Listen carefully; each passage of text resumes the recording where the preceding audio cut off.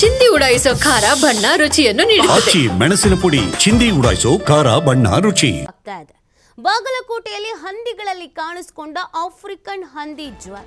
ಕೇರಳ ಇಲ್ಲವೇ ಗೋವಾದಿಂದ ಆಫ್ರಿಕನ್ ಹಂದಿ ಜ್ವರ ಬಂದಿರುವಂತ ಶಂಕೆ ವ್ಯಕ್ತಪಡಿಸಲಾಗ್ತಾ ಇದೆ. ಗುರಬಾಳ ಗ್ರಾಮದ ಹಂದಿಗಳ ಸಾಕಾಣಿಕಾ ಕೇಂದ್ರದಲ್ಲಿ ಪತ್ತೆ ಆಗ್ಬಿಟ್ಟಿದೆ. ಹಂದಿಗಳಲ್ಲಿ ಸಾಂಕ್ರಾಮಿಕವಾಗಿ ಹರಡುವಂತ ಆಫ್ರಿಕನ್ ಹಂದಿ ಜ್ವರ ಕಾಣಿಸಿಕೊಂಡ ಬೆನ್ನಲ್ಲೇ ಸರ್ಕಾರ ಅಲರ್ಟ್ ಆಗಿದೆ. ಸುತ್ತಮುತ್ತಲಿನ ಪ್ರದೇಶ ನಿಷೇಧಿತ ಪ್ರದೇಶ ಅಂತ ಘೋಷಣೆ ಮಾಡಲಾಗಿದೆ. 3 ತಿಂಗಳು ಯಾವುದೇ ರೀತಿಯ ಹಂದಿಗಳ ಆಮದು ರಫ್ತು ನಿಷೇಧಿಸಲಾಗಿದೆ. 1 ಕಿಲೋಮೀಟರ್ ರೋಗ ಪೀಡಿತ ವಲಯ, 1 ರಿಂದ 10 ಕಿಲೋಮೀಟರ್ ಜಾಗೃತ ವಲಯ ಅಂತ ಘೋಷಣೆ ಮಾಡಲಾಗಿದೆ. ರೋಗ ಪೀಡಿತ ವಲಯ ವ್ಯಾಪ್ತಿಯ ಹಂದಿಗಳ ವಿಲೇವಾರಿ 18 ಸಾಕಾಣಿಕಾ ಕೇಂದ್ರದಲ್ಲಿರುವ 20,000 ಹಂದಿಗಳಿಗೆ ವ್ಯಾಕ್ಸಿನ್ ಅನ್ನ ಮಾಡಲಾಗ್ತಾ ಇದೆ.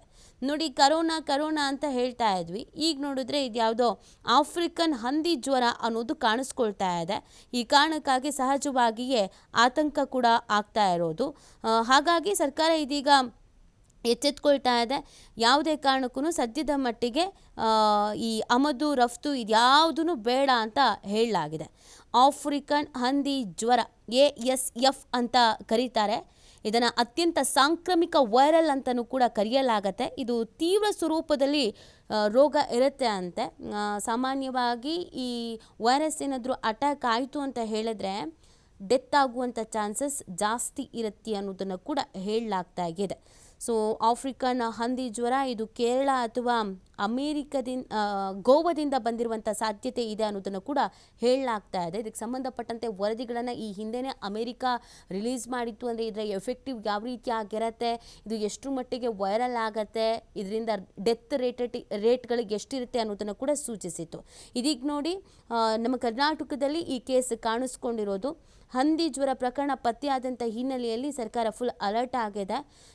1 ಕಿಲೋಮೀಟರ್ ವ್ಯಾಪ್ತಿಯನ್ನು ರೋಗ ಪೀಡಿತ ವಲಯ ಮತ್ತು 1 ರಿಂದ 10 ಕಿಲೋಮೀಟರ್ ವ್ಯಾಪ್ತಿಯನ್ನು ಜಾಗೃತ ವಲಯ ಅಂತ ಕೂಡ ಘೋಷಣೆ ಮಾಡಲಾಗಿದೆ. ಮತ್ತು ರೋಗ ಪೀಡಿತ ವಲಯದಲ್ಲಿನ ಎಲ್ಲ ಹಂದಿ ಫಾರಂಗಳನ್ನು ಮುಚ್ಚಿ ನಿಯಮಾನುಸಾರ ಹಂದಿಗಳ ವಧೆ ಮಾಡಿ ವೈಜ್ಞಾನಿಕ ವಿಲೇವಾರಿಗೆ ಆದೇಶ ಮಾಡಲಾಗಿದೆ. ಜನರ ಸಂಚಾರ ನಿರ್ಬಂಧಿಸಲಾಗಿದೆ. ಹಂದಿ ಮಾಂಸ ಮಾರಾಟವನ್ನು ಕೂಡ ನಿಷೇಧಿಸಲಾಗಿದೆ.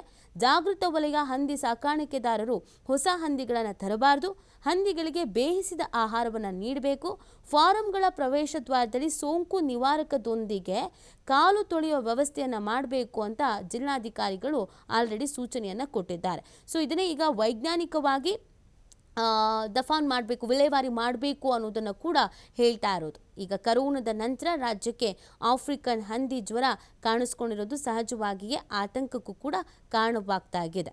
ನೋಡಿ, ಇದ್ರ ಬಗ್ಗೆ ಭಯ ಅನ್ನೋದು, ಆತಂಕ ಅನ್ನೋದು ಯಾಕಿದೆ ಅಂತ ಅಂದರೆ ಇದು ಬಹಳ ಎಫೆಕ್ಟಿವ್ ಆಗಿ ಇರುತ್ತೆ ಅನ್ನೋದನ್ನು ಹೇಳಲಾಗ್ತಾ ಇದೆ.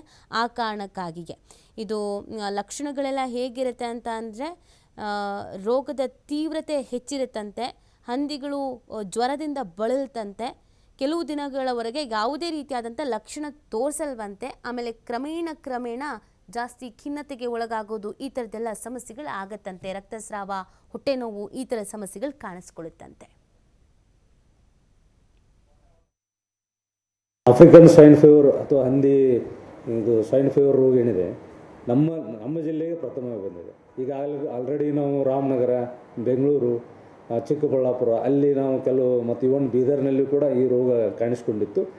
ಭಾರತ ಸರ್ಕಾರದ ನಿರ್ದೇಶನದಂತೆ ಅಲ್ಲಿ ಕೂಡ ಅದನ್ನು ಹತೋಟಿಗೆ ತೆಗೆದುಕೊಂಡು ಬಂದಿದ್ದಾರೆ. ಇದು ಮೂಲತಃ ಕೇರಳದಿಂದ ನಮ್ಮ ರಾಜ್ಯಕ್ಕೆ ಬಂತು. ಕೇರಳ ಮತ್ತು ನಾಗಾಲ್ಯಾಂಡ್ ಅಲ್ಲಿ ಹಂದಿ ಸಾಕಾಣಿಕೆ ಜಾಸ್ತಿ ಇದೆ. ಅಲ್ಲಿಂದ ನಮ್ಮ ಜಿಲ್ಲೆಗೆ ಬಂತು.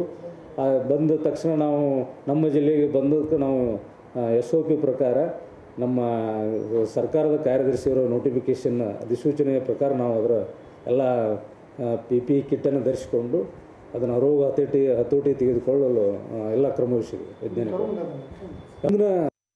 ಈ ಸದ್ಯಕ್ಕೆ ನಮ್ಮ ಬಾಗಲಕೋಟೆ ಜಿಲ್ಲೆ ಇಳಕಲ್ ತಾಲೂಕಲ್ಲಿ ಕಾಣಿಸಿಕೊಂಡ ಹಂದಿ ಜ್ವರವು ನಾವು ಸಂಶಯಪಡಿಸಿದಂತೆ ನೆರೆ ರಾಜ್ಯದ ಕೇರಳ ಇರ್ಬೋದು, ಗೋವಾ ಇರ್ಬೋದು, ನಮ್ಮ ಇವರು ಹಂದಿ ಮಾಲೀಕರು ತಮ್ಮ ಮಾರಾಟಕ್ಕೆ ಹೋಗಿರ್ಬೋದು ಅಥವಾ ಖರೀದಿಗೆ ಹೋಗಿರೋ ಟೈಮ್ದಲ್ಲಿ ಈ ರೋಗ ಹರಡಿ ಬಂದ ಸಂಖ್ಯೆ ಇದೆ. ನಮ್ಮ ಜಿಲ್ಲೆಯಲ್ಲಿ ಸುಮಾರು 20,000 ಹಂದಿಗಳು ಇದ್ದಾವೆ. ಹಾಗೂ ಸುಮಾರು 16 ರಿಂದ 18 ಹಂದಿ ಸಾಕಾಣಿಕೆದಾರ ಫಾರ್ಮ್ಗಳಿದ್ದಾವೆ.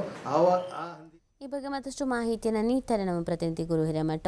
ಗುರು, ಕರೋನಾ ಅಂತ ಇದ್ವಿ, ಈಗ ನೋಡಿದ್ರೆ ಆಫ್ರಿಕನ್ ಹಂದಿ ಜ್ವರ ಕಾಣಿಸ್ಕೊಳ್ತಾ ಇದೆ. ಸಹಜವಾಗಿ ಆತಂಕ ಅಂತೂ ಇದೆ. ಸೊ ಏನು ವ್ಯವಸ್ಥೆಗಳನ್ನು ಮಾಡ್ಕೊಳ್ಳಲಾಗಿದೆ, ಮತ್ತು ಈಗ ಆಲ್ರೆಡಿ ಬಂದಿರುವಂಥ ಹಂದಿಗಳನ್ನು ವೈಜ್ಞಾನಿಕವಾಗಿ ಅದನ್ನು ವಿಲೇವಾರಿ ಮಾಡಬೇಕಾಗತ್ತೆ. ಅದಕ್ಕೆ ಏನು ಪ್ಲ್ಯಾನ್ ಮಾಡ್ಕೊಂಡಿದ್ದಾರೆ ಅಂತ?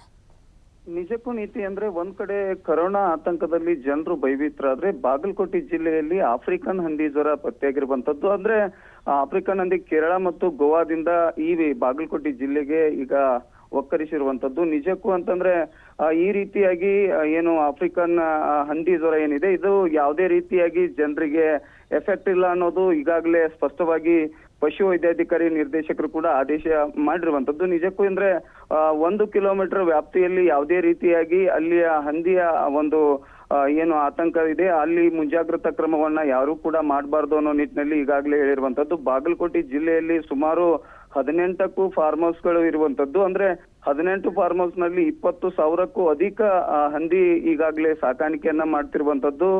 ಅದರಲ್ಲಿ ಕೂಡ ಯಾವುದೇ ರೀತಿ ಅಂದ್ರೆ 46 ಹಂದಿಗಳು ಈಗಾಗಲೇ ಮಾರಣ ಹೋಮ ಆಗಿರುವಂತದ್ದು. ಅಂದ್ರೆ ಆಫ್ರಿಕನ್ ಹಂದಿ ಜ್ವರದಿಂದನೇ ಅವು ಸಾವನ್ನಪ್ಪಿರುವಂತದ್ದು. ಅದಾದ ಬಳಿಕ 84ಕ್ಕೂ ಅಧಿಕ ಹಂದಿಗಳನ್ನ ಅಲ್ಲೇ ಸ್ಥಳದಲ್ಲಿ ಅವನ್ನ ಹತ್ಯೆ ಮಾಡಿ ಅವುಗಳನ್ನ ಮುಚ್ಚುವಂತ ಕೆಲಸವನ್ನ ಅಲ್ಲಿ ಅಧಿಕಾರಿಗಳು ಮತ್ತು ಅಲ್ಲಿಯ ಫಾರ್ಮ್ ಹೌಸಿನ ಒಂದು ತೋಟದವರ ಫಾರ್ಮ್ ಹೌಸ್ ನಲ್ಲಿ ಈಗಾಗಲೇ ಮುಚ್ಚಿರುವಂತದ್ದು.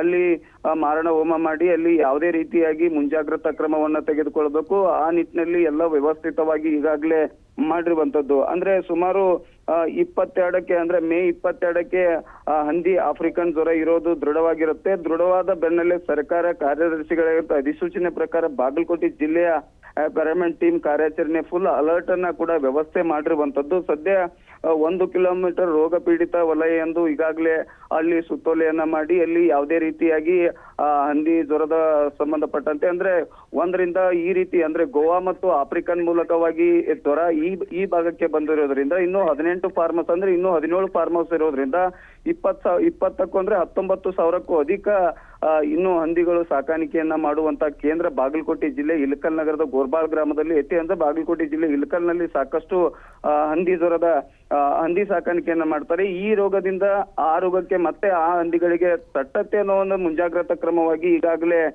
ವ್ಯವಸ್ಥೆಯನ್ನ ಕೂಡ ಮಾಡಿರುವಂತದ್ದು. ಜಿಲ್ಲೆಯಲ್ಲಿ ಸುಮಾರು 20,000 ಅಧಿಕ ಹಂದಿ ಇರೋದ್ರಿಂದಾಗಿ ಅಲ್ಲಿ ಸಾಕಷ್ಟು ಇನ್ನು 3 ತಿಂಗಳವರೆಗೆ ಯಾವುದೇ ರೀತಿಯಾಗಿ ಹಂದಿ ಮಾರಾಟವನ್ನ ಮಾಡಬಾರ್ದು, ಯಾವುದೇ ರೀತಿಯಾಗಿ ಬೇರೆ ಎಡೆಗೆ ಸಾಗಾಟ ಮಾಡಬಾರ್ದು ಅನ್ನೋ ನಿಟ್ಟಿನಲ್ಲಿ ಈಗಾಗಲೇ ಜಿಲ್ಲಾಡಳಿತ ಈಗಾಗಲೇ ಅಧಿಸೂಚನೆಯನ್ನ KM ಜಾನಕಿ ಅವರು ಕೂಡ ಅಲರ್ಟ್ ಅನ್ನ ಕೂಡ ಅವರಿಗೆ ಅಧಿಕಾರಿಗಳಿಗೆ ಸೂಚನೆಯನ್ನ ಕೂಡ ನೀಡಿರುವಂತದ್ದು. ನೀತಿ ಅಂದ್ರೆ ಯಾವುದೇ ರೀತಿಯಾಗಿ ಈ ಹಂದಿಗಳನ್ನ ಮಾರಾಟ ಮಾಡಬಾರ್ದು ಮತ್ತು ವಿಲೇವಾರಿಯನ್ನ ಕೂಡ ಮಾಡಬಾರ್ದು ಅನ್ನೋ ನಿಟ್ಟಿನಲ್ಲಿ ಈಗಾಗಲೇ ಸೂಚನೆಯನ್ನ ಕೂಡ ನೀಡಿರುವಂತದ್ದು. ನೀತಿ. ಥ್ಯಾಂಕ್ ಯು ಗುರು ತಮ್ಮ ಡೀಟೇಲ್ಸ್ಗಾಗಿ.